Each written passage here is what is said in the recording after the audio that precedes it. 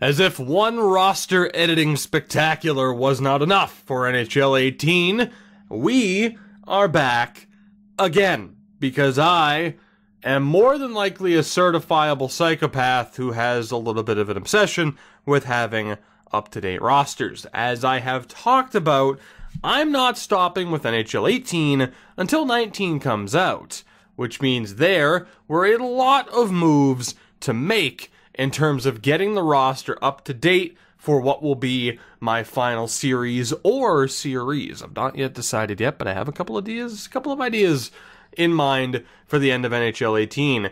That said, I showcased last time all the changes that I had made. That video was very well received. And of course, yet again, while making these updates, live streaming on Twitch, which again, the fact that people watch me edit a roster on Twitch still blows my goddamn mind. Regardless, we're here. We have a lot to get to. I'm going to say this right off the top. Again, this is a reminder. This is not perfect. Also, there's no roster sharing. I have no way to get this to you. If you want to implement these changes, you have to do it on your own. This isn't perfect.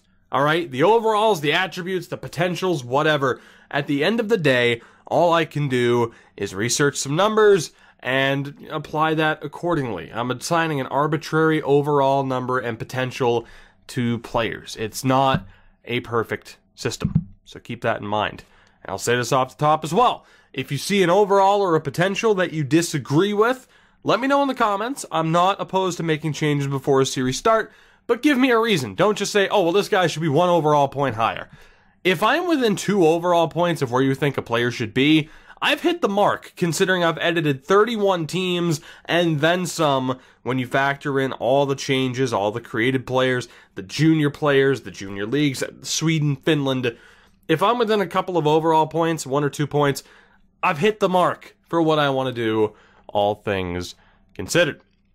Now, getting down to business, the method as far as making changes. In terms of overalls, again, the base format, or the starting point was using hero charts, ownthepuck.blogspot.ca.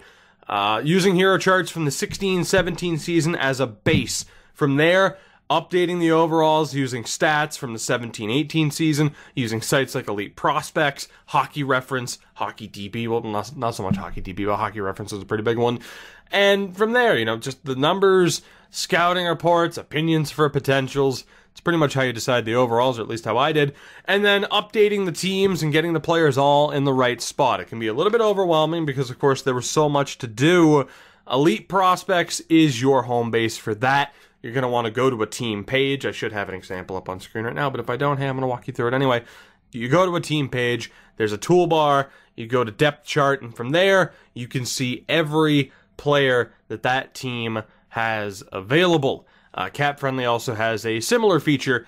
Cap Friendly on occasion has a few more players listed as far as the rights that each team has to players that might not be signed on the team.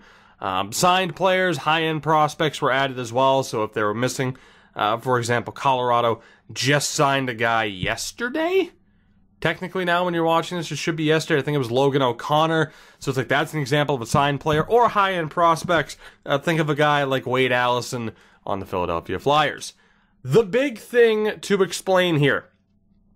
There are 2 options that you can use when doing this yourself. It depends on how ridiculous you want to be. And hold on one second because my HDMI just cut out for a second. There we go, my screen's back. There are 2 options for what you can do, right? And Cam Fowler is a perfect example. 2 options as far as the salary cap goes. If you go on capfriendly.com, they will have the cap info for the 18-19 season. But of course, right here, Cam Fowler, $4 million. That's the 17-18 season. So $4 million, 17-18 season. You go to Cap Friendly, the first year, it's going to be listed at 6.5 because they've moved up. So basically what you can do in NHL is you can either just have the final year, the actual 17-18 salary, and then add the extensions, or you can hate yourself and edit every single individual player and essentially move everyone's starting salary to what it will be for the 18-19 season. I did not do that because I didn't want to invest that much time those are your two options. So as a result, you may have certain prospects on entry-level deals have 4 years instead of 3. That is one of the common things you'll see. And also, like, an 8-year contract might be listed as a 9-year contract, which, of course, in the NHL is not a thing. So before we get into every individual team, let's go over the created players list at the moment. Again, the method behind it, signed talent, and also high-end prospects. Might I mention as well, when you're on the depth chart, and here I'm going to sort by goaltenders. When you're on the depth chart, you're going to see, of course, players that are not currently signed to those certain teams. Now, you have a choice. Calgary is a good example where they might have an NCAA prospect. Actually, they do have NCAA prospects. Adam Fox was a great example before he was involved in the Dougie Hamilton trade. They will also have someone like a Lyndon Vey, who is playing over in the KHL, but if he comes back to the NHL, Calgary still has his rights. You can do that in the game. Simple enough. You find Lyndon Vey, you put him on the Stockton Heat, and then you move him to an SHL team. He will technically have the rights. He won't be under a contract. However, in this game, the AI, more often than not, will sign those players immediately. So when it comes to players like that, when it comes to players like Nikita Trampkin on Vancouver, I don't have them under, I don't have their rights set under those teams. So you can do that if you want to. I did not do that. Again, so Lyndon Vey won't be available for Calgary, and someone like Nikita Trampkin, who I had added in the first roster updating spectacular, has been removed because it just causes problems with contract balance and management, and the AI GMs simply aren't that smart, really. Just keep in mind here as we go through this list, and again, I have so much to explain. As far as the, as far as the teams these guys belong to, I mean, Adam Huska, you're going to have to look it up. I don't remember. And then obviously someone like a Cam Johnson, pretty obvious. He belongs to the Devils. So, as far as the, whether it's medium, low, or high, again, just take a guess. You might see it later on, though. Like, you're going to see that Ilya Samsonov, I'm pretty sure, is medium starter. Debatable topics as well as far as what to do with the big 3 Russian goaltenders as well. But again, this is just what I came up with. Do I wish roster sharing was a thing? Yes. Yes, I do. So you guys could just download this and not have a care in the world and edit whatever the hell you wanted to. That's not the case, but some people do prefer to know my opinion, so here we are. And again, keep in mind the creative players, I'm going to say it one more time, it's a combination of unsigned prospects, players in the draft that were missing, players coming up in the draft, NCAA prospects, players that EA might have added in at some point, but I just, didn't have added in because I've updated this roster since September, basically. Actually, not since September. Whenever the hell they added in new player pictures is when I went a little bit overboard with it. So, example of a new signing for the Florida Panthers, Bogdan Kiselevich. But yeah, so we're going to go through everything. I don't know how long this is going to take, but we'll do what we can. So like I said, obviously with the potentials, when I scroll through later on, you'll be able to see whether or not it's high, medium, or low. Even then, like I said, it's all just opinion. There are a lot of players to go through here as well. It's going to be ridiculous. Like I said, for the most part, though, I added in so many players. Outside of someone like a Chase Sakic, where I'm like, you know what? I'm looking up players who are going to be eligible in a draft in the future. I just want to add Joe Sakic's kid. I tried to not add anybody who was going to be somewhat inconsequential, unless, like I said, they were signed to an NHL deal. So, this... Oh boy, this was so time consuming.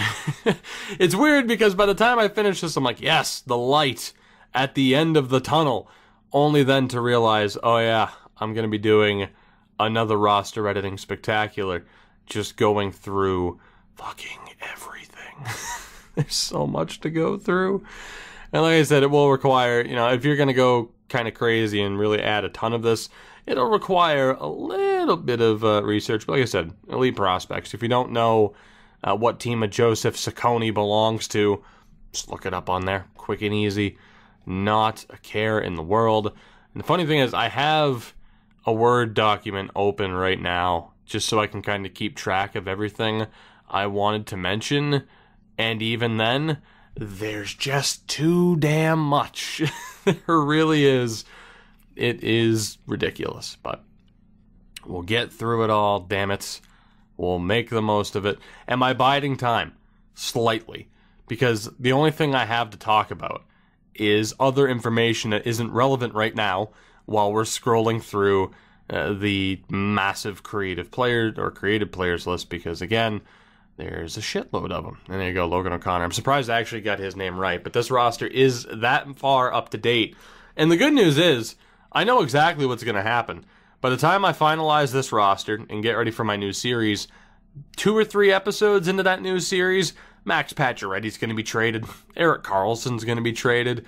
It's going to be great. It's going to be great. This roster, like, something major will happen within moments, just to make sure that it's out of date. I can't wait for that moment.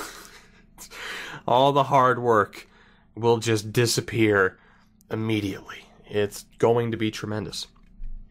Good news is, though, we almost made it through this, so that's nice. So how are you? If you're 11 minutes into this already, you are a trooper, or you are just as mentally disturbed as I am to care this much about updating rosters. But hey, I respect you for it. At least I'm not alone, and who knows, maybe in the future. I don't think it'll happen with NHL 19. I pretty much know what's not going to happen with NHL 19. Unless they throw me a curveball out of nowhere, I'll certainly be surprised. Roster sharing in the future would be great. Not just for like, because people are like, oh, you'll have the #1 downloaded file, and it's like, maybe, but then there are also people like, the guys over at Peter Puck that have done crazy stuff over the years, Operation Sports as well. I don't think that'd be the case, necessarily. So that's the entire created players list. I want to cover a few things before we go through every team. So, as far as those prospects go, the Lyndon Veys of the world, as I mentioned, you have a couple of options. Again, you can either take away their NHL rights. The big way to do that, again, would just be, send him over here, free agency, and bam, send him back. He won't show up in franchise mode. Same thing with Miro Aaltonen for the Leafs, who just, jump back to the KHL. Technically, they still have his rights. So it's your choice. Again, you could go Aaltonen, you could select Edmonton, put him there, and then just put him back on an SHL team. Again, I prefer to move those players to SHL teams just so I know where they are. More examples, the Slapishevs of the world, Josephson. I'm trying to find other examples here. There are quite a few, but I think you get the point there. It's also a great place to store unsigned prospects like a Steve Spinner, and you would have seen other examples as well. Korshkov for the Maple Leafs. As far as the free agent pool goes, again, right now it's a little bit ridiculous having released all the players from the NHL and AHL teams. Keep in mind, again, if they sign in the SHL, if you're going to move someone to the free agent list, just again, make sure, say you move Mike Camilleri from, I think he was on Edmonton, again, move him to an AHL team first. Hit free agency, and then that way it removes their rights. Basically, my method for updating a team pretty much went like this, and we'll use Edmonton as an example. First, I'd go goaltenders, right? So I'd go, so on Elite Prospects, you have the depth chart. In a Word document, I'd bring up the goaltending, and from there, just highlight that, copy it into the Word document, and then just go down the list. Cam Talbot, remove him from the Word document. Whoever else, Montoya, he's there, remove him from the Word document. Oh wait, this goaltender's missing. Track him down, get him on the right team. Oh wait, this goaltender's not supposed to be here. Remove him, or put him on Bakersfield first with the free agency, and then drop him to the free agent list. Stuff like that. Quick and easy. Do that for goaltending, defense, and forwards. It's really once you get into editing the contract info that it gets to be a little bit ridiculous. As far as that goes, like I said, unsigned prospects, you can store them if they're over 20 on SHL teams or in Liga. Of course, under 20, you can go ahead and put on CHL teams. Good example there. Of course, there are some unsigned. Actually, there's quite a few guys who were recently drafted. Wade Allison, Chad Chris. There you go. Those are a couple of the examples. And from there, pretty much the only thing to mention, of course, is the use of the international teams, whether it be for retired players like Dennis Weidman, whether it be for players who jumped over to the KHL, like a Kevin Klein, although he recently retired, Jaromir Jagr, or players who are guaranteed to be put on LTIR. So your David Clarksons, your Mikhail Grabovskis, your Johan Franzens, players like that. If there's anybody who is retired or is going to be on LTIR and you know isn't going to play, put them on international. They won't show up within franchise mode. And I think that pretty much covers everything. If it doesn't, check back with the first video or just ask me in the comment section. I'll answer whatever questions. Again, it's tough for me to explain this method in a concise way because there's just so much. It's a simple process, but there is a lot to it. It's just that I've been doing this for years at this point, so I kind of have that exact method down. But like I said, if you have any questions as far as like where to put players, how to handle anything, you know, like I mentioned, all the stuff about the SHL, just let me know.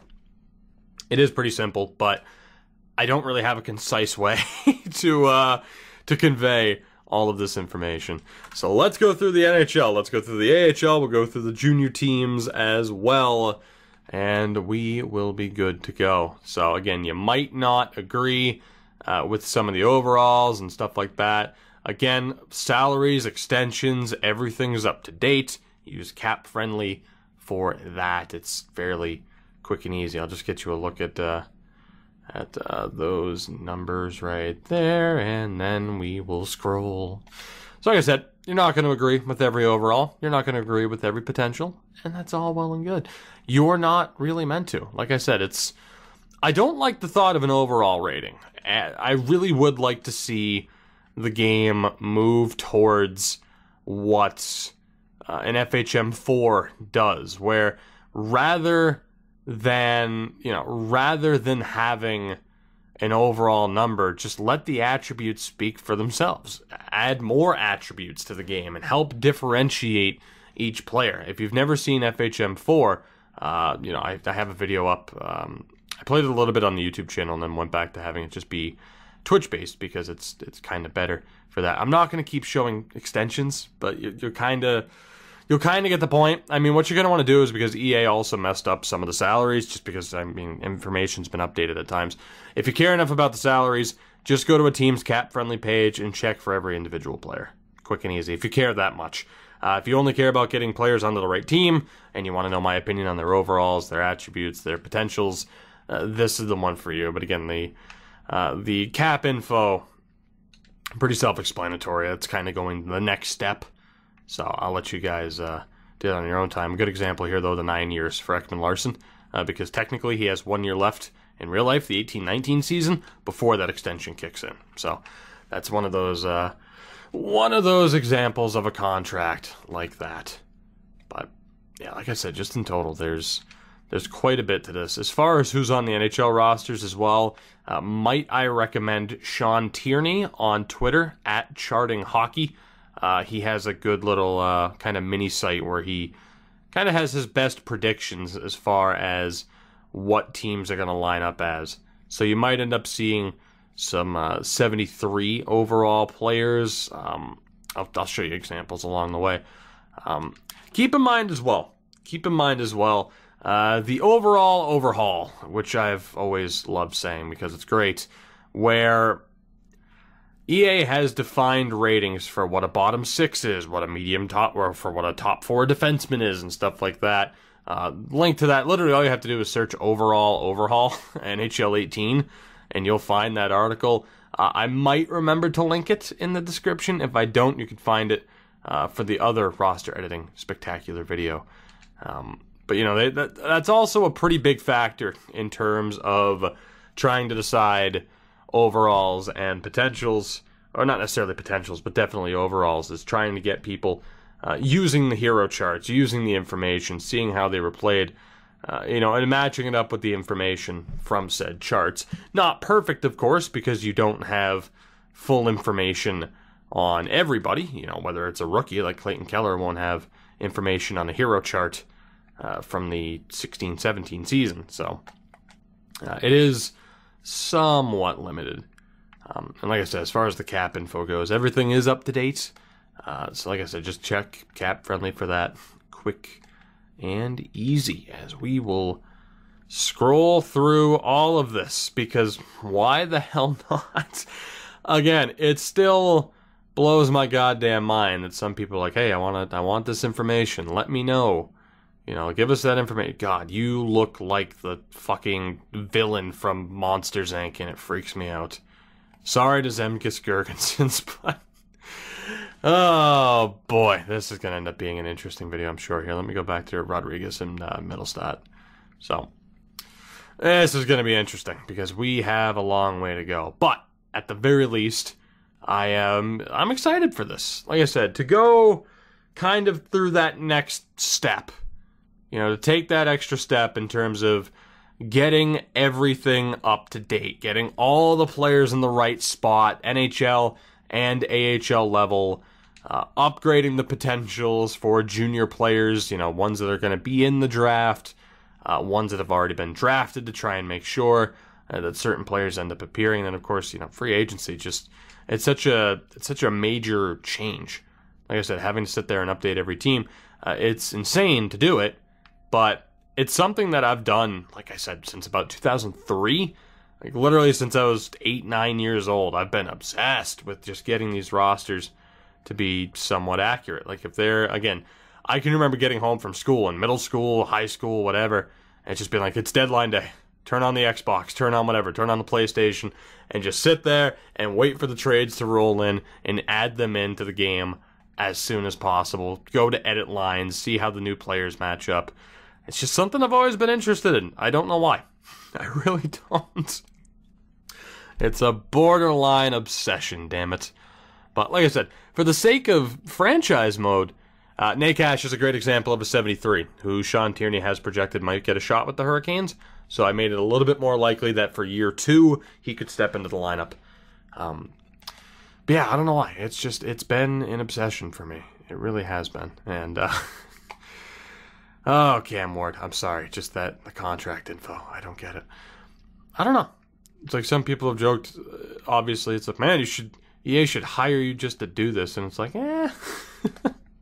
It's like, I do it anyways, so yeah, why not, right?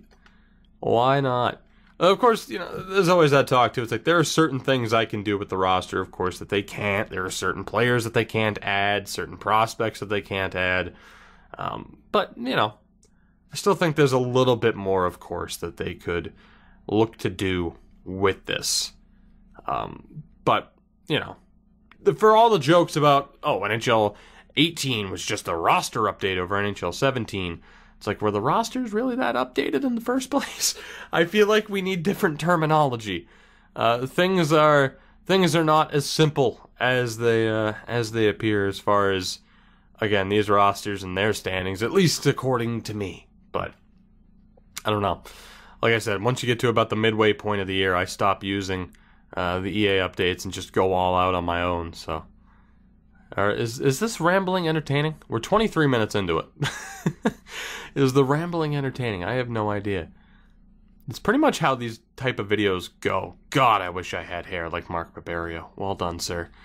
It's pretty much how these videos go. So I just sit here, I'll rant, I'll ramble.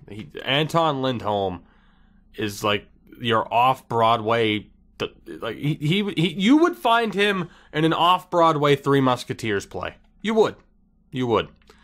But that's pretty much how these go. It's just I sit here, I rant, I ramble until we get to a relevant point in time where I need to bring up something else, which we pretty much got to all the major stuff. The only thing that I have to mention would be how to handle the St. Louis Blues as far as updating their roster, which I will get to.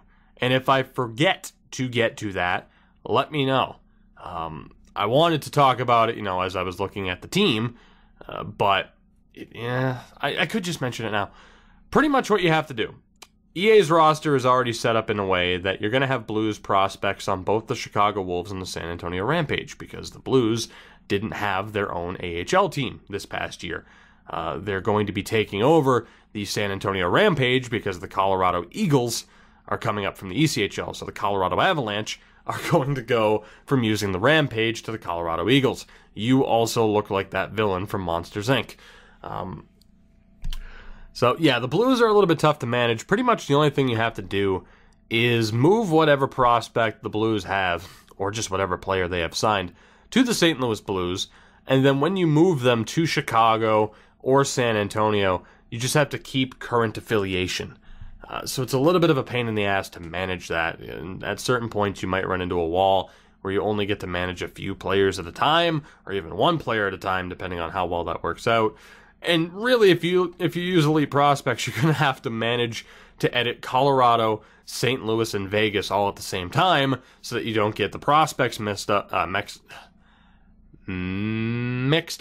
There we go. That's the word. Messed up, mixed up. They were just combining in my head, and I couldn't speak. Yeah, it's just that was probably the biggest mess out of all of it. I just noticed Jonathan Bernier's tattoo, by the way, on his left shoulder. Unless it's a shirt. No, that's a tattoo for sure. It's tired 24 time, which is why the rambling is just going to go to the next level, no doubt. The ranting, the rambling, it's gonna be intense.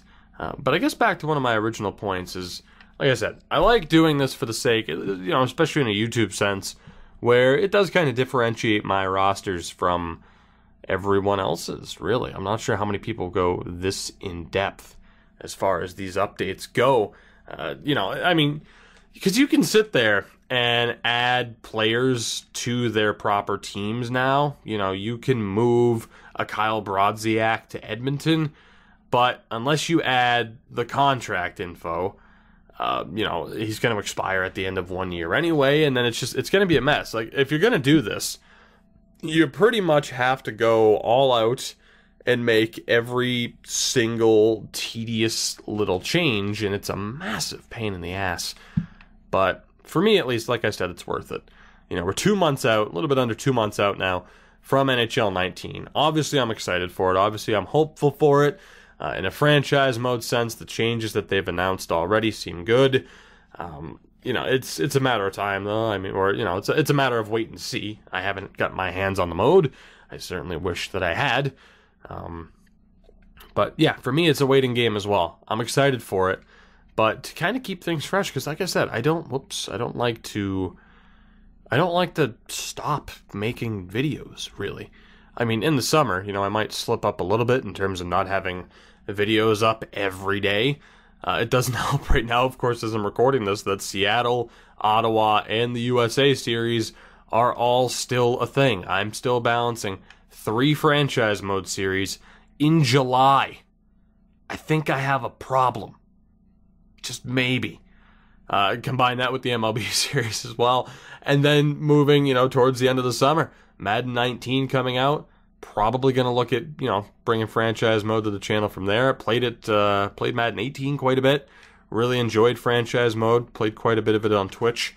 And then you factor in MLB, which I plan on keeping around the channel as well. I don't know. I like to stay busy. I don't necessarily have I don't view it as a quantity over quality kind of thing, because I'd like to think there's, granted, these aren't the most difficult videos to make, of course, but I don't know. I think you get the point. I like to stay busy.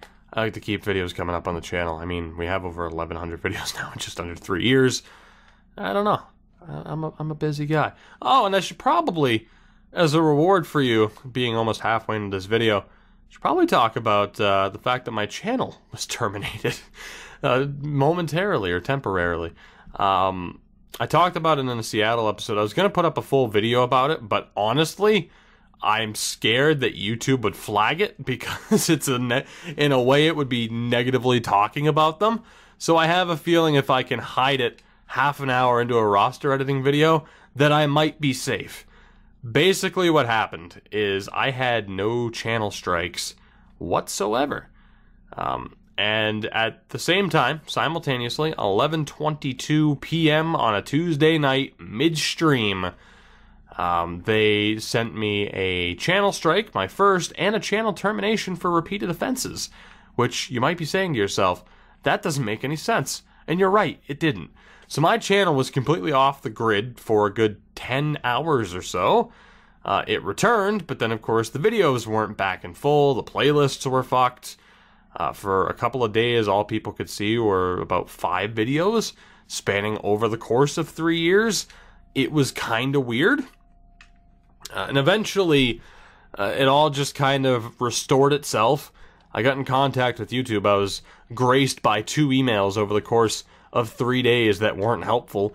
There was no explanation as to why videos were slowly starting to return. It's just every time I tell them, it's like a screenshot, like, hey, here's what I'm seeing, here's what my viewers are seeing. By the time they get back to me, things had changed and more videos had restored, so they're like, well, we're not seeing a problem. And it's like, well, no shit, because you're not talking to me on a consistent basis. You're getting back to me every 50 hours, not 50 hours, but like every fucking 38 hours. It was just a mess. It was annoying. So I didn't upload for a couple of days. But it sorted itself out. And there's no repercussions for it. The video that was flagged, of course, was my alert to be live on Twitch, which if you're watching this, I mean, you should know by now, of course, those videos are done. So make sure you're following me on Twitch or Twitter to get, or both really, to get alerts as to when I am live. Because that is crucial information.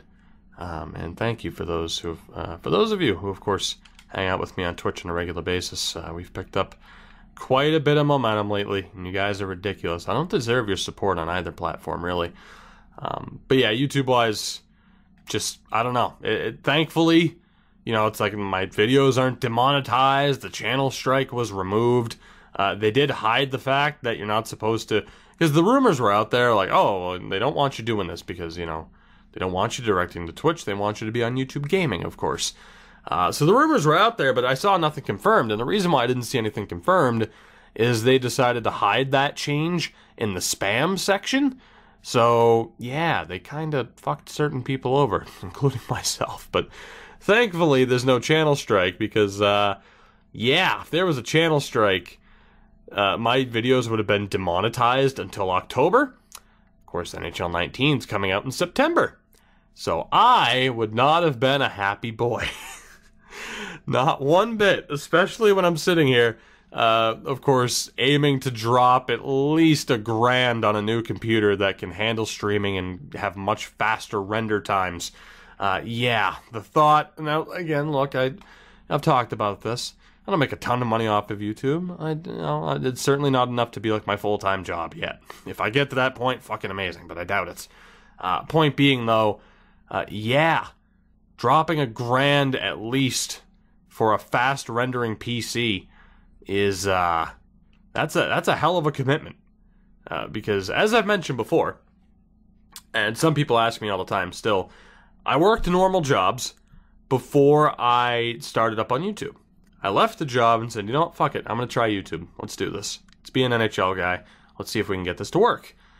So what I did is I went to an uncle of mine who is local, and I said, hey, I need some help.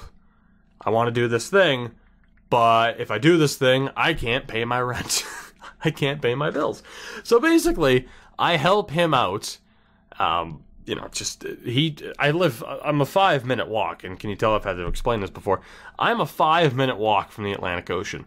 So I live in a fishing town, basically. That's what it is. It's a tourist town, it's a fishing town. So he works out on the water, I help out in the office a bit.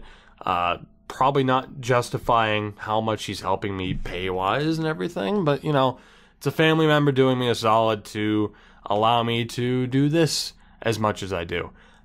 Point of this story is the downside to that is my my credit, which, boy, hey, if you're not really old enough to grasp what the hell credit is, learn what it is quickly, because it's important. Yeah, my credit's taken quite the hit from not having that kind of normal job to, like, that same extent.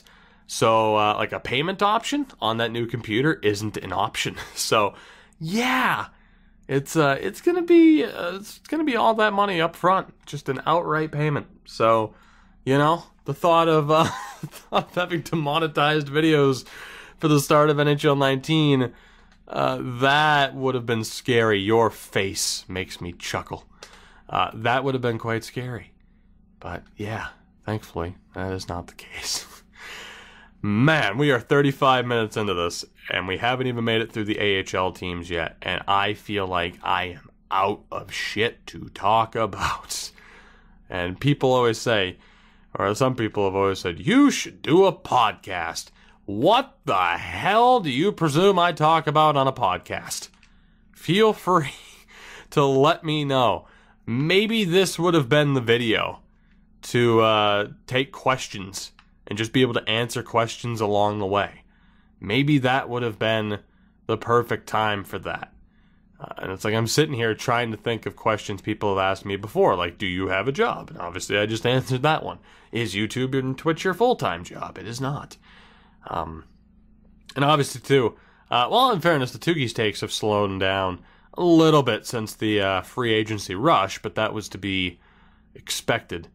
But that definitely goes into why I want the upgraded PC. You know, I want to be able to do more of the Tougie's takes and everything.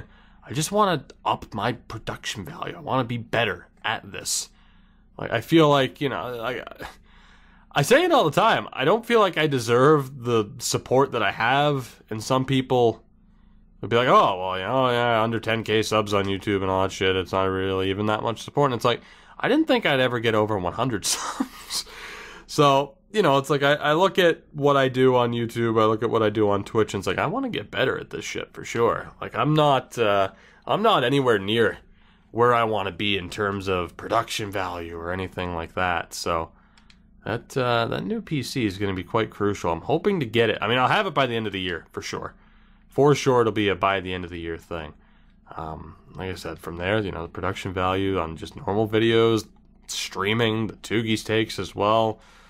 I'm looking forward to it. I got big things in mind. Not really. Just hyping myself up, I guess. I don't know. But yeah, one thing you'll notice too, and actually Lindbaum just made me think of this as well. Of course, you'll have players that have contract extensions kicking in, like a Tyler Bozak, like a Robbie Fabry. A good example, though, of course, you will on Cap Friendly run into guys who, you know, are on expiring deals and are currently RFAs. Edmondson and Lindbaum are great examples there for the St. Louis Blues. Again, tad bit tedious to edit all of this and to make it perfect. But if you're as insane as I am and want to be as close to perfect as you can be, well, the option's out there. Definitely insane to do when the new game comes out in less than 2 months. So, you know, if you're not on YouTube, I don't know if I recommend it, especially again because there's no roster sharing. How I wish I could help you all out. Even though, like I said, what I've done here isn't perfection or anything of the sorts. Just, you know, doing what I can. Some people might think 90 is not enough for John Tavares. You might not be wrong. You might not be wrong. So like I said, what I'm going to do is, you know, I'm all right with taking feedback and suggestions on what should change. I will say this, and actually Zach Hyman just reminded me, position types, or position, you know, just player positions and everything. I'm going to leave them all where they are. Like, I know Claude Giroux's been playing wing. I know that Zach Hyman's normally a winger on the Leafs. At the end of the day, they're still primarily centers, and I have them listed as what they were listed on for Elite Prospects back in February. I don't plan on changing that because, yeah, so I don't. I'm sorry. It's a little bit tedious sometimes to change stuff like that over. It really can be. So, no changes there at the very least. But everything else, it's up for debate. I'm intrigued to hear. So, we'll leave it at that, as we have almost made it through the NHL. Do you believe in miracles? Jesus.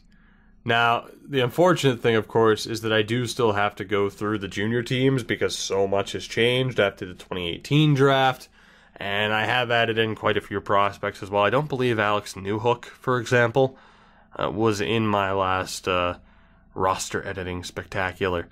So, yeah, quite a few changes have been made to the point where it's like I have to go through all of this again for the second time this year. But That is okay. I am willing to do it. I'm willing to help in any way I can. Although again, I don't understand. I don't understand my own appeal. Oh, Vegas, what could have been? Colin Miller, you beautiful bastard. Hopefully I'm not scrolling through some of this too quickly. I'm just kind of like waiting for the stats to pop up and then just, moving on because we have a lot to cover. Marc-Andre Fleury is actually another good example too.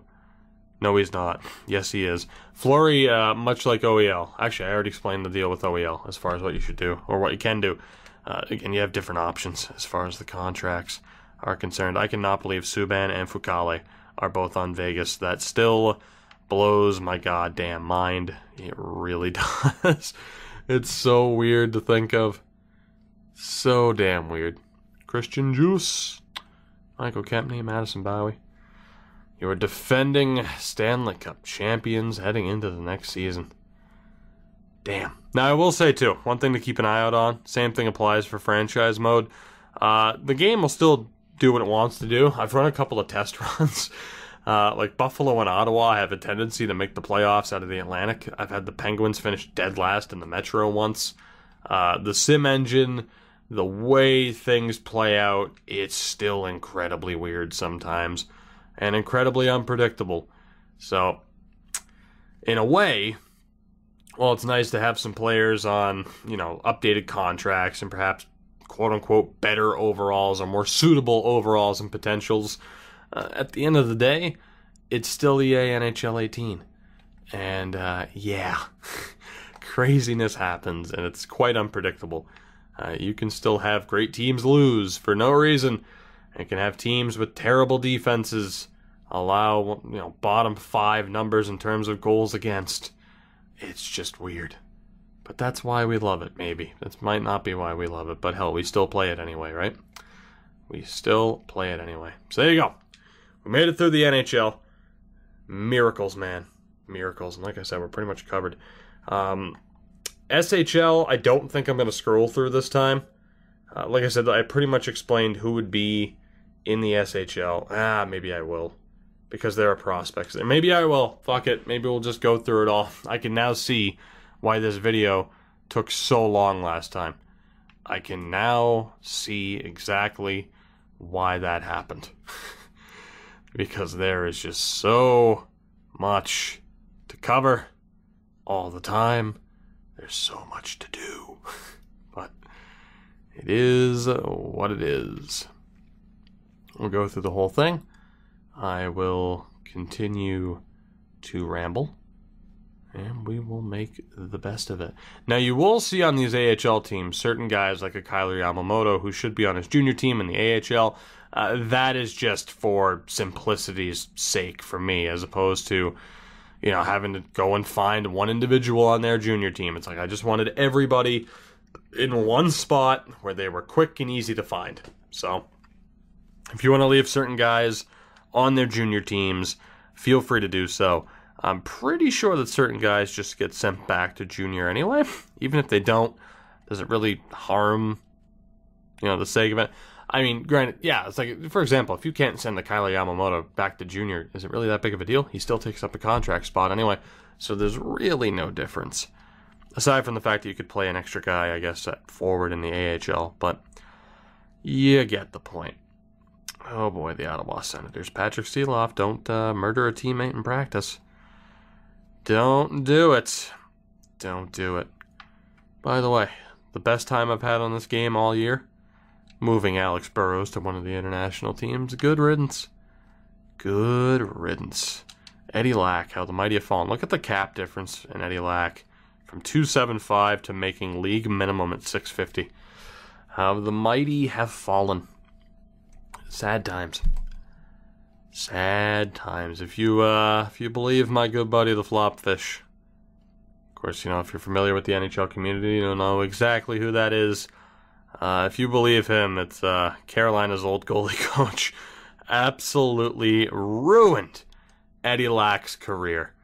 And I take his word for it because, just in general, blame the Carolina Hurricanes. Look at how long they kept Cam Ward. tremendous hair. Oh my God, Marion, way to go. Tremendous hair. And for the record, obviously, you know, as far as like retired players like the Sedins are gone, even Marion Hossa, I ended up removing him. You might not want to. He's one of those kind of in the middle guys that you could get rid of. By the way, Chris Bork and Ryan Bork, both on Bridgeport now.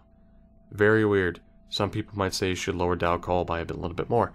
I don't necessarily disagree. Is Michael Dow Cole going to be a bust? Potentially. God, you look so much like your dad. Ben Holmstrom. Good old Ben Holmstrom and Josh Holmstrom. Man, Bridgeport has two sets of brothers. The Holmstroms and the Borks. Bridgeport Sound Tigers. If you are a Bridgeport Sound Tiger fan, let me know. Like, do you go to games, and are you pumped for the fact that you have the Holmstroms and the Borks? Because you should be. Best picture in the game, by the way, David Quinville. Looking like a goddamn murderer. It's beautiful. Absolutely beautiful.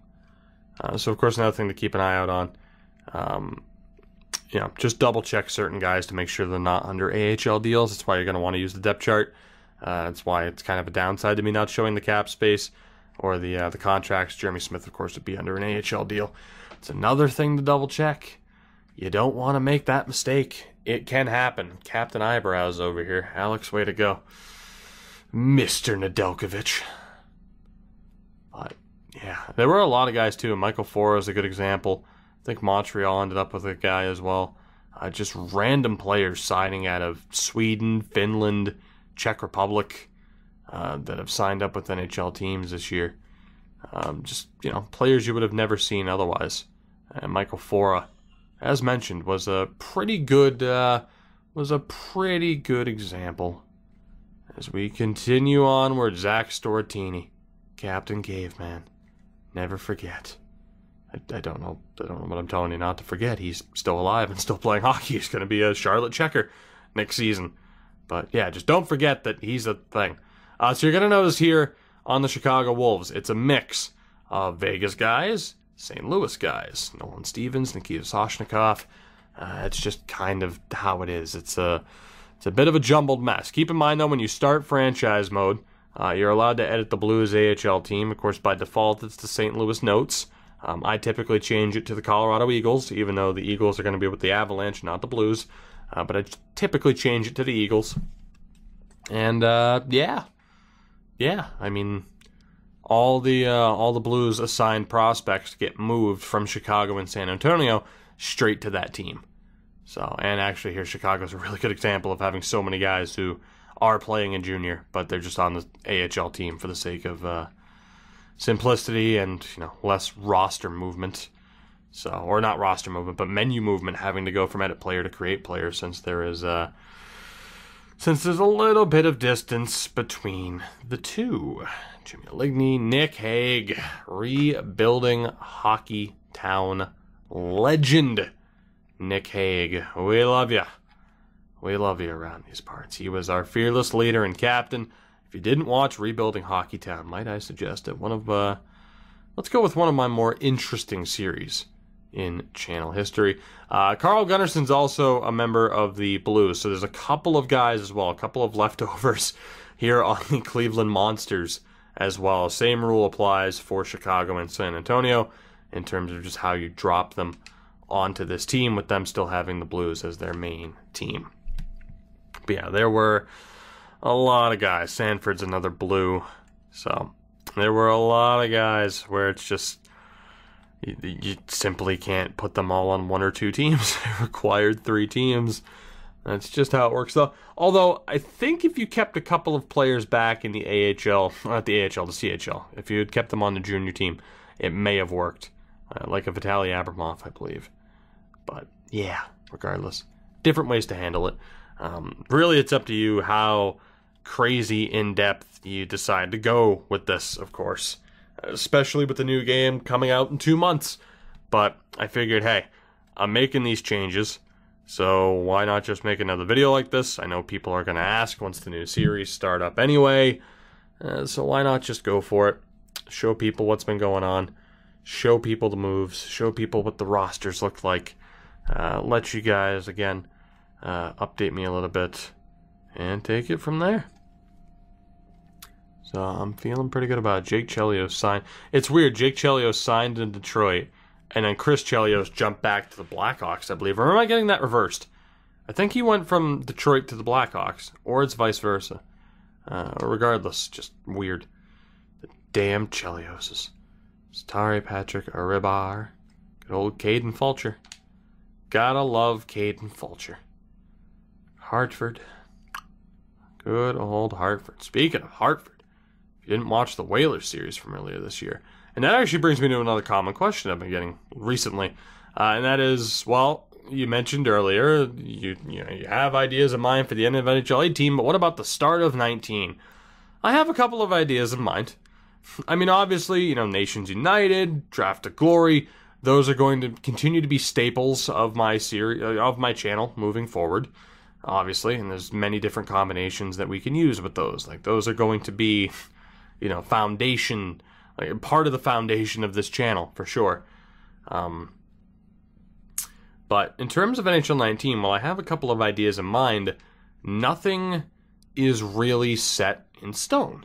And the big reason for that is the Hartford Whalers series, which was an idea I thought of really just a couple of days before launch of NHL 18. I decided, you know what, this is what I want to go with, because, of course, at the start, the common thing to do was to, of course, use, the expansion tool, but mainly it was to, use Vegas and to end up doing a Seattle series, which I didn't end up doing until much later on, just because, of course, I didn't want to deal with it. But, Vegas, Seattle, like, those were the relatively common series early on, so I'm like, well, I want to do something different, but I still want to use the new feature.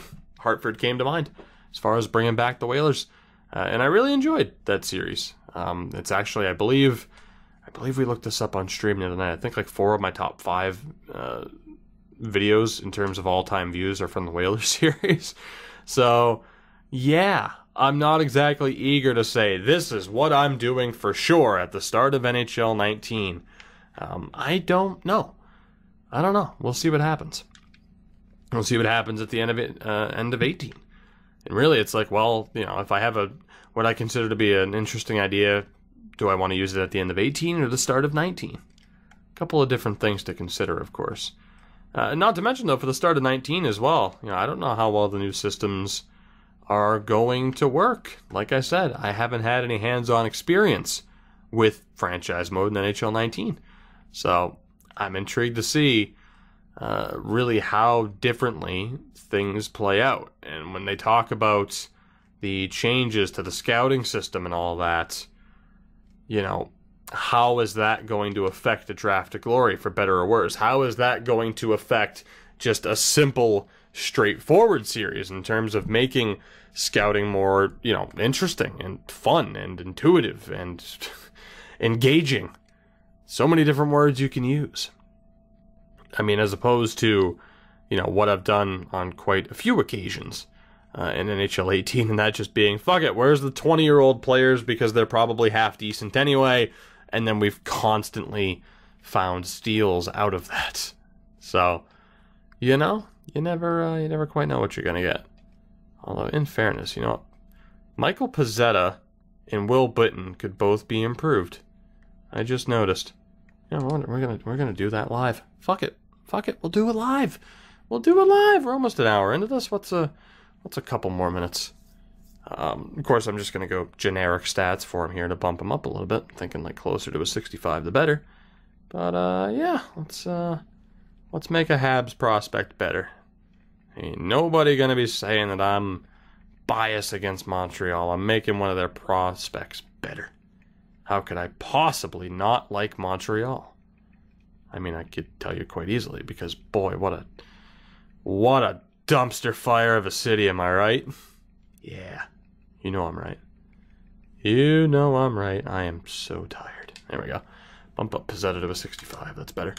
Live, this has turned into live roster editing. Why not? I mean, if you've made it this far, right? I don't really think you care. I'm also going to bump up Bitten. I might even bump up Verbeek, just to give them that just to give them that outside chance at maybe making it. I think I'm going to edit a couple of these guys here on Laval. Like I said, I'm open for changes. We'll make changes based on, anything you guys suggest as well. Within reason, of course. 65-year-old Hayden Verbeek. There's a couple of AHL guys I want to alter ever so slightly as well. This is going to be another marathon now, is it? Isn't it? This is going to be another marathon. That is such an interesting way to spell, I would imagine, Felix. That's tremendous. That is the most French thing to have ever Frenched. Felix with a P-H-E. Felix. And Morgan Adams Moisson. Moisson. He is French. Also, his skin tone does not match. Not one bit. But that's okay. Because you play on the Laval Rocket. And nope, I didn't edit Will Benton. Hold on. There we go. Let's bump him up. Just a little bit. This has been all one take so far, by the way.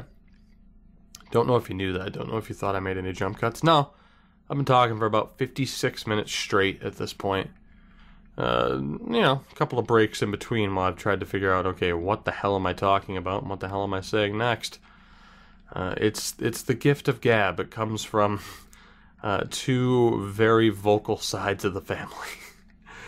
The Italian side, there's so much. There's so much. Oh boy. I mean, really, people have said, like, man, this is the perfect job for me, just sitting here and running my mouth in front of a microphone. It really is. It really is. Moravchik is another good example of one of those random guys, and David. Those are two examples as well, just random players that have signed recently. And Macaulay's brother. It's not, but, we're just saying that it is. Although, actually, let's make you slightly. I mean, you're a former Calgary Flames 5th round pick. Let's give you an outside chance of being somewhat useful at the AHL level, maybe for another team. Like, because of that slight change, he might win a Calder Cup throughout the course of franchise mode. You never know.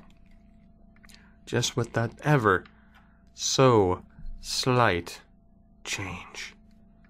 Let's continue onward.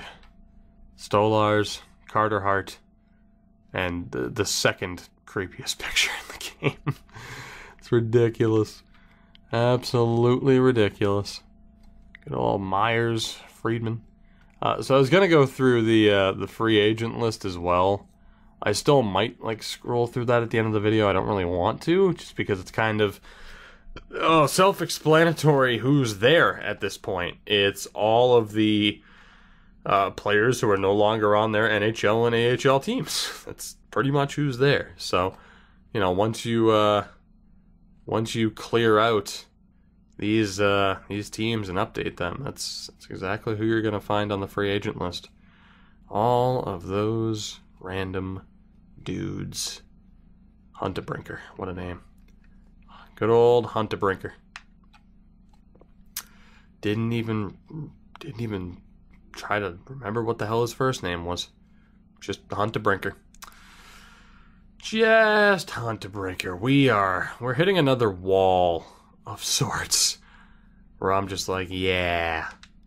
I legitimately think I've talked about everything I possibly could. I don't see what's left other than just more endless scrolling and rambling. Because what else is there to do?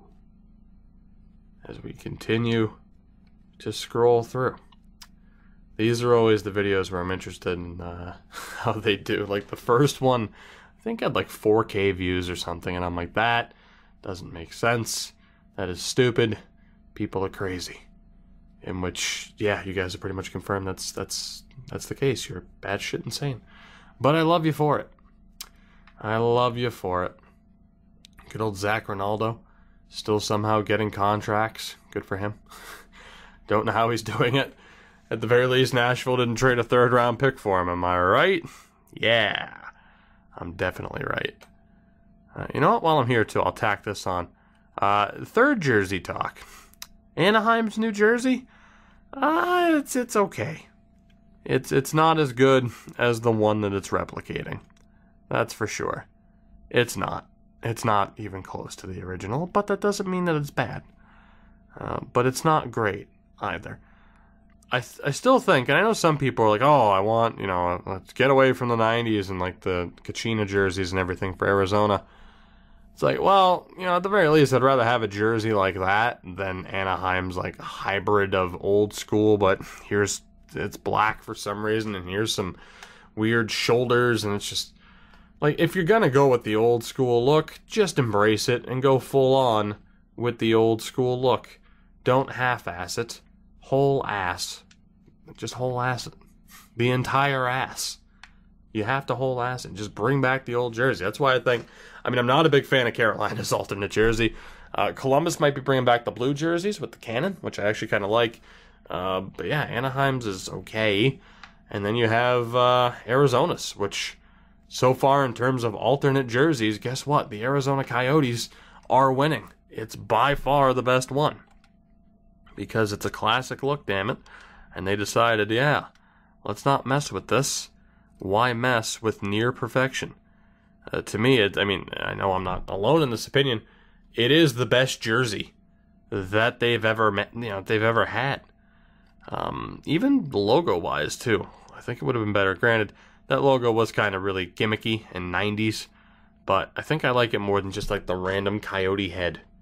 As far as the logo on that jersey, and of course the logo they used to have full time. But perhaps, that's just me. Maybe, possibly, we still have so far to go. This will definitely be the only video today. I thought to myself, I could probably get this done. I could probably get this done in a timely fashion, and then go on to record like a Seattle episode and a Blue Jays episode. No. Not a hope in hell of that happening. Not a chance. Jesus, Casey Nelson has great hair. That's not going to be a thing. But that's okay. It doesn't need to be a thing. This dude as well, I'm not going to pronounce his name. But yeah, another one of those random signings. Who I just kind of all, you'll notice at this point probably that I just kind of all, made them all 74s. So just because you never quite know what you're going to get with some of those guys. Some of them pan out, some of them turn into Johan Alvitu. And you don't know what you're going to get with random European signings, particularly defensively. So I wasn't too crazy. In some aspects, really just in general, I'm not that ridiculous in terms of overalls and potentials. Like I said, the overalls really are based around EA's own article. But I wasn't, I guess, too generous as opposed to, say, like an X-Tech, who I know when he started the Storm Bears series, he went a little bit crazy with some of the attributes, some of the overalls, and some of the sliders as well. Which, I don't hate. That makes for an entertaining series for sure, and just in different ways, as opposed to kind of the more, I guess, hardcore simulation, at least attempted simulation style that we have for this. So, that's good though. You want options. You want different experiences with everyone's franchise mode. It wouldn't be fun for everyone's to play out the exact same way. Now, would it? Shout out to AJ Greer as well. That's still the dumbest story I think I have in my 1 year on Twitch. Where earlier this year, I'm streaming some franchise mode or roster. No, I was streaming roster editing, I think. And an account by the name of AJ Greer, I think it had his number in there as well. As in like his player number. Yeah. Shows up in my chat and says, do you want to play a versus game? And of course, I'm insane. Some people, outside of maybe, unless you're like an Avalanche fan, some people might not know who he is, but I was familiar with the name. And the first thought, of course, is, well, good on that guy for not being like, oh, hi, it's Jack Eichel. It's like smart of him to be like, oh, yeah, here's Colorado Avalanche prospect AJ Greer. It's like, you could buy that as being real. Like, if someone tries to pose as fucking Alex DeBrincat, you're probably not going to believe it. You know, just the higher the name, it's like, oh, hi, I'm Connor McDavid. Like, obviously not. But when someone's like, hey, it's AJ Greer, it's like, oh, you could kind of believe that was real. But still, that's the thought that goes through your mind. It's like, oh, there's no way, right? There's no way that's actually him. So I remember saying, well, if it's actually you, hit me up on Twitter. Confirm it. He confirmed it. We never ended up playing, and I feel like a jerk over it. But that's my AJ Greer story, who just randomly showed up while I was streaming franchise mode and asked for a versus game. And I should have played it. Unfortunately, I can't stand NHL 18's gameplay, so I didn't take him up on the offer. But if NHL 19 is what it's supposed to be, then damn it, I'm calling AJ Greer out. We'll give him that game. We will give him that game. All the more reason for you to follow me on Twitch, of course. All the more reason for you to follow me on Twitch, because you never know. I will say, though, speaking to NHL 19 and I guess gameplay, I mean, obviously, you know, it just in NHL 18 in general, obviously it was so franchise heavy for me, which was to be expected. You know, it's like I tried out Be a Pro and it's just, you know, confirmed. Like, that gameplay is not for me. Tried out the NHL 3's thing with Crease Police, and of course, just he ended up having, I think, a shoulder surgery and just didn't really have the time. And then, you know, also tried out the Hutness. We tried out Ready to Rumble, and while I still really like the concept of that series, just, again, the gameplay is just so not fun to play this year. But I'm hopeful for NHL 19. You know, I always use the term cautious optimism. Be a little bit weary about some of the things that they're saying. Of course, in the articles, there are always those things. It's like, oh, here...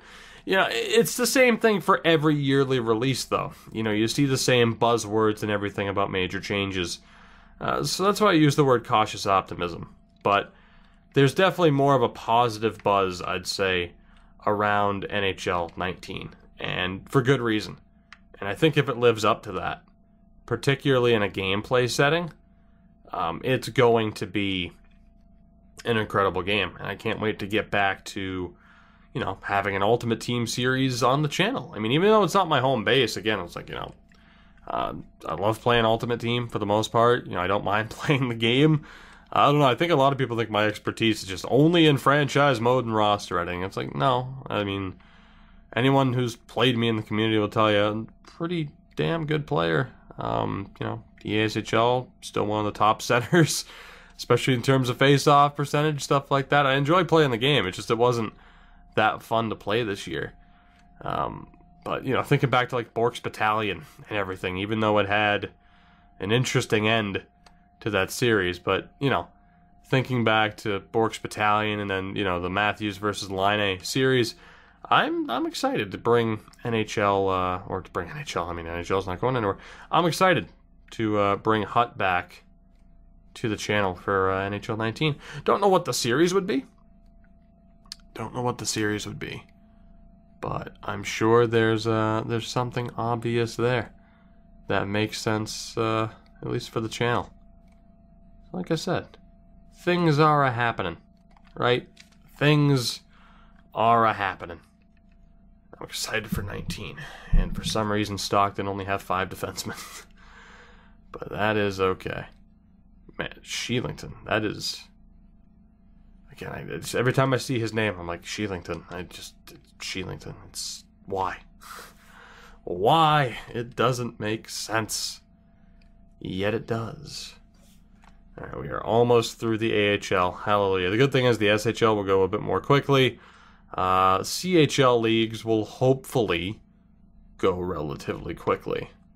Maybe, possibly, probably. I mean, we're like an hour and 9 minutes into this, so if anyone's hearing me right now, you're in it for the long haul at this point. Rebuilding Hockeytown legend Matt Spencer. If anyone's still watching or listening at this point, I mean, either that you're just using this for background noise, or I don't even know at this point. I don't even know. All I know is I am considerably more tired than I was an hour ago when I started this.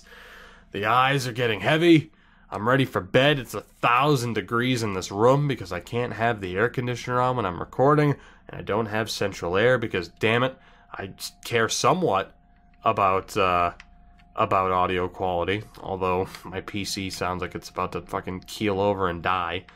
So, you never know. You never know what could happen moment to moment. But we're getting through this, damn it. I view it as like a personal challenge to myself, yet again, to make a video like this. As really as an excuse in the future to present to EA. Exhibit A as to why you should add roster sharing. So that I don't have to do a video like this, or feel compelled, or have to even be asked to do a video like this ever again. Save me, EA. Save me from myself. Please. Please save me from myself.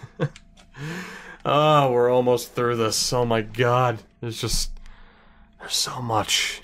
Like Marty Marinchin's forehead, there's just so much to talk about. So much to talk about. Good old Timothy Liljegren. It's so weird that Jordan Subban is a Leaf now, too. So weird. Does he have two different colored eyes? Or is it, I think it's just the color. That was weird. I think it was just a picture. Made it look like that guy had two different colored eyes. I don't believe that was the case, but you never quite know. Oh my god, from the perfect square jaw to the amazing hair of Pierre Engvall. Damn. And fucking Mason Marchment giving you his best blue steel. Jeremy Bracco, Adam Brooks. What's his potential? It's medium 9 because, you know, 4th round pick. And also, you know, junior scoring only means so much. He could be a high top 9, in fairness. I am sure, as is tradition, someone will argue for him to have a higher potential and or overall. Will I budge? Will I change it? I mean, maybe. Possibly. Who the hell knows? That's the best part. Is that Jens Luke? That's what you look like, huh? Today I learned something. Kelly and Kevin Klima. So many brothers in the AHL. So many pairs of brothers. Ilya Lyabushkin, who might have actually gotten some playing time at one point had it not been for certain trades. What was that? The Hinostroza trade? Brought over Jordan Olesterle as well. Kevin Ekman Larson. Good old Cam Dineen. Aiden Hill, Merrick Madsen, and Hunter Miska. 2 teams left in the AHL. Thank God. We're almost there. We are almost there, damn it. It's the home stretch. Not really, because I still have to rapid fire through Euro leagues and junior leagues. But when I say rapid fire, I mean it. In terms of attributes, I'm not going to give you attributes for those players because it is just a lot of kind of default, like, here, let me hit a certain overall, as opposed to anything. And then again, attribute-wise, too, on these players, it's, I don't know, some are more in-depth than others, and obviously someone like a Cole Lind, it's like, alright, just make him a 70, you know? Because it's Cole frickin' Lind, rebuilding Hockey Town legend, and he deserves it. How many players can I say rebuilding Hockey Town legend for? The answer is a lot, because that was an amazing series. That was an incredible series. All right, we already looked through goalies there. So last team, Tristan Jarry. Tristan.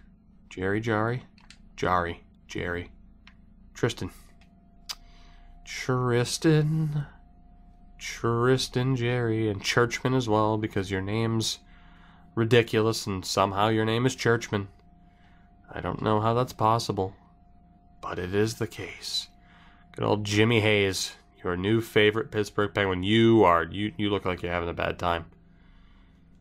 Grammarosa looks like he was having a bad day. And Blugers looks stoned. Tobias Lindbergh, Anthony Angelo, Thomas DePauli. Let's find the most like Italian name we possibly can. Like Patrick McGrath. Alright, so there we go. we are through all of that. To the SHL quickly. Pretty much the main thing here would be potentials. So that's pretty much what I'm going to show you. We're going to sort by potentials so you can see what certain guys are at. I mean, pretty much the only guys to pay attention to, of course, would be the higher potential players. So feel free to pause it and, yeah, kind of take a look at what everyone's set at in your own time, if you do care enough. Darlene being high elite, debatable point. There was some discussion whether or not he should be franchised. Intrigued to see what you guys think on that in particular. But yeah, let's just keep breezing through this, shall we? Nikita Gusev, of course, hasn't changed. Saw what he became in the Ottawa series, an absolute monster. If you haven't watched the Ottawa series, I recommend that too. I recommend everything I've done except my older videos, because I've already reached that point as a YouTuber where it's like, okay, I remember trying different things, and yeah, some things not ideal, not ideal, not ideal. Just in terms of oh, there it is. There's the yawn. Just in terms of production and stuff like that, I'm like, man, what the hell? What the hell was happening? But obviously here, it's a good mix of prospects, like Lundstrom and Lundqvist were good examples there. But there would be so much to cover that it's not, it's not gonna happen. There's just too much to talk about in these instances. It's just easier for me to, of course, just go through these and let you take a look in your own time. I mean, Jesus, we're probably going to hit 2 hours again. If I had to guess, we were probably going to hit 2 hours again. Which is insane.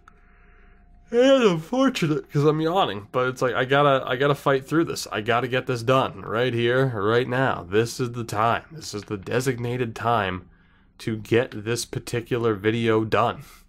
It must be done. We're going to get it done.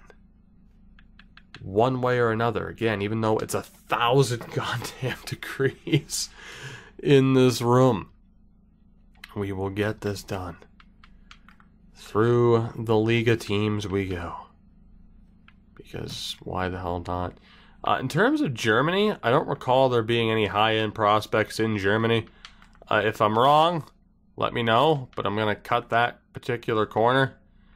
I'm also going to cut the corner of showcasing Alvedskin, the Swedish second tier, because there's really no point. The majority of the guys, the Petersons, the Dahlins, they have already, or the Dahlins, they have already been moved over, so there's really no point. But if I miss anybody in Germany and the Swedish second tier, let me know. I am still going to show the Czech League. Because I think there's a couple of players there. Actually, you know what? I'm going to skip the Czech League, too. If there's anybody there, if there's anybody in the Czech League as well that, you didn't already see listed on an AHL team, someone like a prospect or whatever that I just can't think of in terms of like a high-end guy that might actually be there, let me know. Let me know and I'll update you in the comments as far as whatever you want to know. But, yeah, at this point, it's just for the sake of time. Because, again, we still have stuff to scroll through in terms of the junior leagues. Quite a bit of it, in fact. And the yawning. Oh, boy, the yawning isn't getting, isn't slowing down. The yawning is going to continue. Now, as far as the prospects go, obviously anybody drafted in the 2018 draft, the Dahlin, the Kotkaniemi, the Svechnikovs, you can't really add them to the teams that drafted them. Simply put, of course, 17-year-olds are not allowed to be moved to NHL or AHL teams, so there's no way to change who their NHL rights belong to. Because of that, I can't put Dahlin on the Sabres. It would just be unfair to kind of pick and choose, at least these prospects can be moved over to their teams. Let me do that. Like, that just doesn't make sense. And actually, Capo Caco needs to be improved ever so slightly. There might be some outside changes, and by ever so slightly, I mean quite a bit. He's one of the really high-end prospects coming into next year's draft. I might actually make some late changes to some players in next year's draft. I might not cover that. I might not, just go out and be like, hey, here's the changes, but needs to be done. There were a couple of players who are now slightly higher rated than they were prior to the 2018 draft, so guys like Jack Hughes, I mean, you know about, and then Capo Caco's kind of up there as well. Like, Jack Hughes is pretty much going to be going number 1 in 2019 draft, but Capo Caco could be the next guy selected. He could be. I want to make him slightly better than this, actually. Let's make him slightly closer to NHL ready. Ever so slightly. Up the speed a little bit. Of course, I'm just going with generic stats here. Up that. Let's go 72. There we go. Perfect. So, improve him quite drastically. That way he'll show up, and to be honest, he could actually get a medium elite. So, there you go. Again, changing another player on the fly is someone who I've been meaning to change. Bump him up to the old medium elite. Good old Capo Caco coming to probably an Avalanche team near you, courtesy of the Ottawa Senators, more than likely. Got a feeling that's going to be the case. Defense and goaltending, I think we already covered. Let's keep moving through. We're almost done.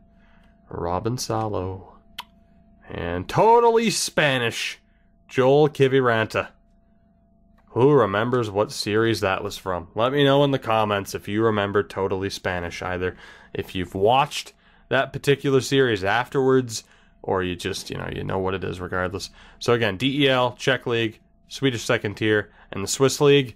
If there's any prospects on those particular teams that you want to know about, let me know. Although, fuck it, whatever. Let's check. Fuck it, yep, we're already here, whatever. I'm 99% sure, though, that there's not anybody in the German leagues. Like, there's no way. I'm just kind of breezing through this really quickly. Yeah, there's nobody there. There's got to be somebody in the Czech Republic and Switzerland in particular, though, right? There's got to be. There's got to be. I'm trying to be thorough about this. There better be someone who makes this worth it. There better be someone who makes this worth it, damn it. I better find a high-end prospect soon. Not looking too good. Let me just search forwards. Is there anybody? Alright, if there's anyone in the Swiss League, let me know. Last thing we have to do is take a look at the Junior League. So again, this will be the home of some creative players that are just parked here, whether or not they're NCAA guys or whatever else. So anybody below a medium bottom 6 forward, you don't really have to care. So of course it's mainly a combination of guys who were drafted or underrated by EA to begin with. Of course, goaltending is going to be a bit of a weak point outside of Bruins prospect Jeremy Swayman. The Swaymans. Something like a Jackson Vandalese coming up in the draft. Kid's 6'6", and he has been since he was like 15. It's like, what the hell is in the water where he is from? Because, my God.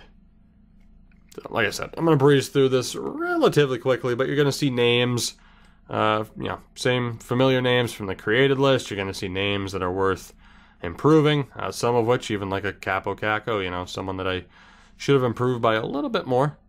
Like I said, I'm going to check out one final draft projection for the 2019 draft just early on and try to bump up some of those names just to make that year 2 draft a little bit more interesting because, of course, the talent level starts to drop off in terms of real-world players, and that's, year 2 and then definitely into year 3 is where the computer-generated players take over. So we shall see how that goes as we continue on. The final countdown. Do-do-do-do. Do-do-do-do-do. So we just continue to scroll here. And of course the good thing is, and again, you know, guys I pointed out like Josh Williams, who needed to be bumped up, the Jack Hughes of the world. And even then, at a 78, odds are there'll be a computer-generated player who will be drafted above Jack Hughes, because that's just the way it works. But, I don't know. Like I said, I didn't want to be too ridiculous. I didn't want to make Jack Hughes like an 82 by default, you know? I didn't necessarily want to do that. Maybe I should have, and hey, maybe I'll change it. At the very least, you can run your sim in that way. Doesn't harm anything by having certain players be crazy good, like a Marco Rossi. It's going to be coming up in a draft relatively soon. I don't remember if it's next year or the year after, to be honest. But like I said this before too in the first roster editing spectacular. That of course, oh shit, Carson Sass. Sorry, I got pumped up. I said this before, you know, it's like, at the very least, you know, are these medium top 9 guys going to make a major difference? Maybe, maybe not. I mean, you know, at the very least, it's nice to kind of make these changes. Someone like a Josh Williams, who was in this game, but is just so highly underrated by EA. Kirby Datch and Peyton Krebs, I'm not sure if it's been changed, but at one point we're just, you know, stuck there at a high AHL top 6, and it's like you're never going to see them develop. So just the difference in, again, being able to see just certain players and not just have it be so dominated by computer-generated players. It's worth making the changes for that alone. IMHO, of course. Is it worth the work for it? Maybe, maybe not. That's certainly debatable, whether or not it's worth the ridiculous amount of time editing to get to that point. You know, again, maybe if roster editing was a thing, it would be worth it for everybody, because then only a few people would have to make the sacrifice, mainly just me. Only I would have to make the sacrifice, and of course whoever might do it from Peter Puck and Operation Sports and this and that. Yeah. There's a lot. There is a lot. Like I said, I want to try and get through the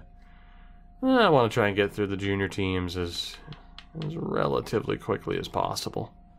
So like I said, for the most part, you know, you're going to have guys that were bumped up like Delandria, guys that might have been bumped down a bit like a Connor Roberts, and a good old Fedor Gordiev, who I think was a Leafs pick. He was, 2017.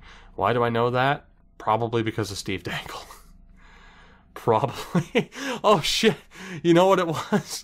And Steve Dangle podcast listeners might remember this. That was the prospect where he was joking about fucking what's his face? Why can't I remember his name? The new GM. I can't remember his goddamn name. I'm drawing a blank here, and I'm sorry again. We're closing in on an hour and a half of just uninterrupted rambling. I'll think of the name. It was the joke about frickin' the new GM kicking a hole in Lou Lamoriello's chest because it's like, no, this is my guy and I'm drafting him. It was a lot funnier when they talked about it. And also a lot more energetic. But, you know, I have an excuse. At least in a podcast form, when you have multiple people in the room, you can sit there and stop talking and take a sip of something. I didn't even grab a drink before this. My throat's on fire. But it's fine. It's fine. Why? Because I love this. I don't love this part. But it's going to be worth it.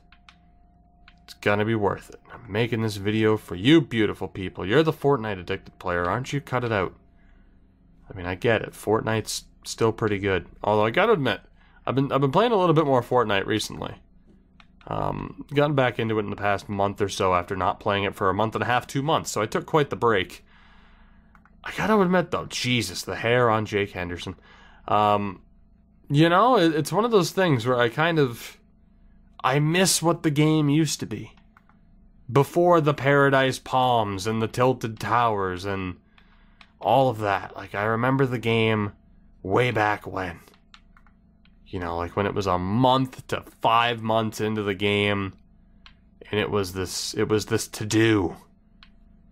You know, before everyone was a master builder. Like, when there was still a sense of wonder to the game. I don't know, maybe it still is that way for some people, but also, like, if you've been playing since the beginning, and you know just how much the map has changed, it's like, Jesus, you got rid of Anarchy Acres, what are you doing? Like, even Anarchy Acres is gone. It's just, damn, man. It's changed so much. Still a really fun game, though, and a hell of a lot better than PUBG. PUBG can kick rocks, and definitely not because I played around earlier tonight. Shotgun dude, center mast, every pellet hit, point blank range, he laughed it off and Tommy gunned me in the face. Definitely not because of that. Mind you, the dude wasn't at full health either, so the only thing I can think of is that my pellets from my shotgun basically curved around him. The opponent turned into Angelina Jolie and curved the bullets out of the way and ruined my life. Can pretty much only think that that's what happened. Could be wrong, but it sounds reasonable, doesn't it? I mean, regardless, I can confirm the whole ruining life thing. Like, that's 100%. Like, that is confirmed. That is for real. Just like the NWO is for life. Yeah. Nothing like a 20-year-old wrestling reference for this part of the stream. Did I check everything with the Akadi Bathurst Titan? I think I did. I'm just gonna go through it again really quickly because I feel like I doubled up on some stuff. Double up. That's a reference. Nothing but references. Laugh at my references. Don't laugh at my references. I'm not laughing at my references. This is gonna be the type of video where if I ever go back to watch this, which, you know, I mean, as it is, people do indeed hate the sound of their own voice for the most part. I don't know if I do. I've had to listen to it enough through video editing that I've just kind of gotten used to it. This is one of those videos, though, where I think I'd go back and just question what the hell I'm doing with my life. Maybe. Possibly. It seems like this would be the type of video.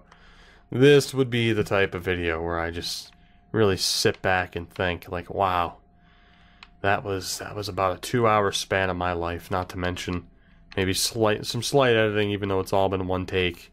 Actually, really, there won't be any editing necessary. The render time, though, let me tell you, the render time, it's gonna be bad. It's gonna be emotional. God damn it. Blade Man Dixon. Still one of the best names. Good old Blade Man Dixon. Is that the best name in Junior? Although Coxhead's right there, so maybe not. But still, Blade Man Dixon. Blade Man Dixon. Colton with an E. Get out of here. That is the most French name I've ever seen in my life. Lafreniere. Dove McFalls. Gotta love old Dove McFalls. And Abadonato. Good old Abadonato. Jacob Nouveau. Imol. And Alex DeOrio, signed with Pittsburgh. He's a Penguin. Hungerbuehler. Good old Hungerbuehler. I've resorted now to calling out random names. We're almost there, though. As we wind down this video, I thank you very much for watching. Again, in a way, I hope he has a... Jesus, how old's that guy? 19. Jesus. Hell of a beard. Yeah, as we wind down this video, I hope some people found this helpful. I don't imagine that will be the case, but I hope you did in some way. Looking forward to any questions you may have. I will answer whatever I can. Looking forward to the feedback as well.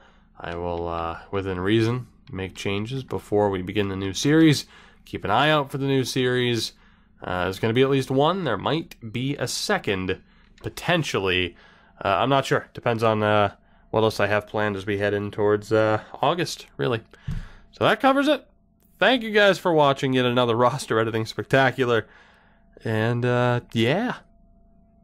Goodbye, I guess? I could show you trade values, but just no. No. No. Thank you for watching. I love you all. Goodbye.